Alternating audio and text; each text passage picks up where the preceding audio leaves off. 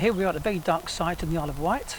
No street lights anywhere near us, and a bit of astrophotography coming up. We've got a nice clear sky according to the forecast, and it does look okay. So, but you can spend a lot of time out in the cold at night when you could be tucked up indoors watching a movie. But anyway, what you don't want to do is waste your time.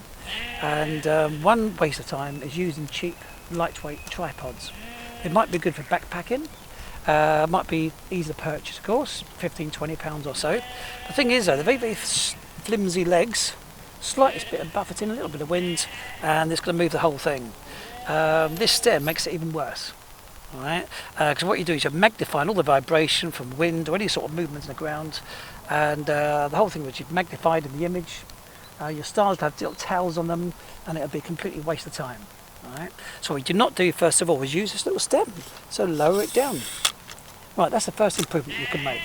The second improvement, what you do is compact the whole tripod down like this. So you can now put your camera on, load down the ground, point it upwards of the wide angle lens or so, and click away, and you'll be fine.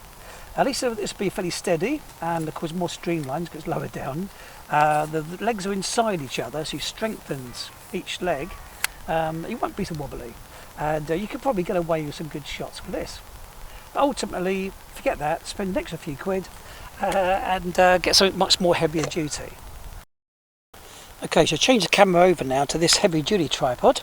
It's actually a video dedicated tripod rather than just still cameras. And it's got a nice long armature here, so you can accurately point the camera to any part of the sky.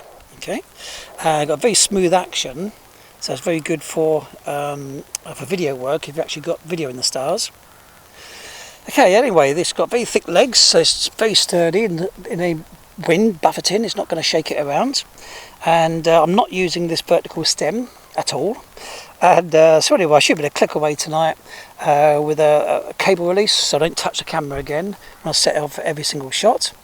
And anyway, so it should be more rewarding stargazing instead of wasting my time producing blurry images because I've got using a cheap thin tripod.